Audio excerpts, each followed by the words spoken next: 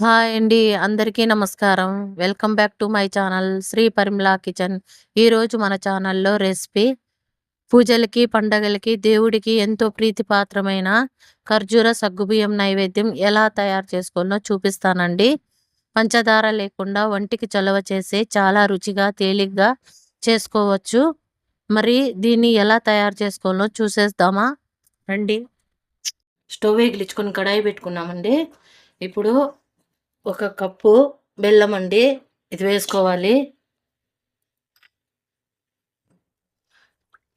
3 కప్పుల వాటర్ వేసుకుందామండి. ఇది బాగా కరగబెట్టాలండి మనము. 1/4 కప్పు సగ్గుబియ్యం అండి, 2 టీ స్పూన్ల బన్సీ రవ్వ, ఇవి 2 మిక్సీలో మెత్తగా మనము పౌడర్ బెల్లం అంతా కరిగిపోయి ఈ విధంగా తెలుతుందండి. ఇప్పుడు లో ఫ్లేమ్లో పెట్టుకొని సగ్గుబియ్యము, బన్సీ రవ్వ పొడి కొట్టి పెట్టుకున్నానండి, అది ఇందులో వేసుకోవాలి మనము.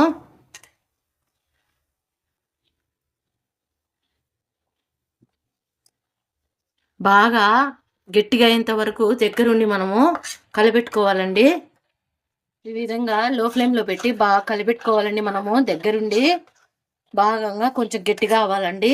ఇప్పుడు ఇందులోనే మనము ఖర్జూరం పండండి, లోపల గింజలు తీసేసాను, ఇది 1 కప్పు నిండా వేస్తున్నానండి.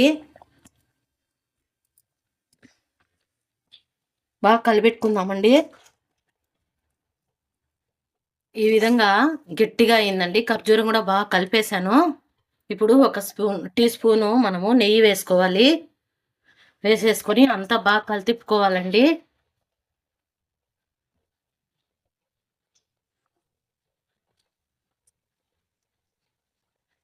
అయిపోయిందండి. దీన్ని పక్కన పెట్టుకొని జీడిపప్పు, ఎండు ద్రాక్ష అవి తిరగవాతకేసుకోవాలండి. ఎండు ద్రాక్ష, జీడిపప్పు అండి, ఇవి తిరగవాతకేసుకోవాలి. 1 టీ స్పూను నెయ్యి వేసానండి మళ్ళీ తిరగవాతకి.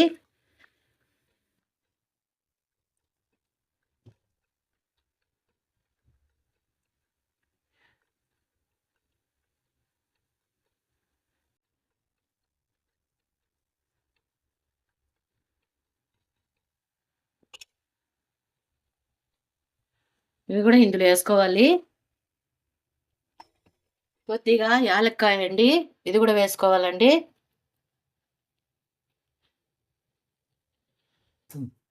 చూసారు కదండి, సగ్గుబియ్యంతో ప్రసాదం ఎలా తయారు చేసుకోవాలో చూపించాను కదండి. 3వ శ్రావణ శుక్రవారం అండి, పైగా పౌర్ణమి అండి. స్పెషల్గా నేను ఈ ప్రసాదం తయారు చేసి చూపిస్తున్నానండి. చాలా తక్కువ టైంలో తొందరగా అయిపోతుంది. టేస్ట్ చాలా బాగుంటుందండి. ఇందులో నేను పాలు వేసుకోనండి, పాలు వేయకుండా నేను చేస్తాను ప్రసాదము. ఇది మనకు కావాలంటే 2 రోజులైనా నిలుస్తుందండి. చాలా చాలా సింపుల్ అండి. మీరు కూడా ఒకసారి ట్రై చేయండి. ఎలా ఉందో మాకు కామెంట్ పెట్టండి. ప్లీజ్ సబ్స్క్రైబ్ చేసుకోండి.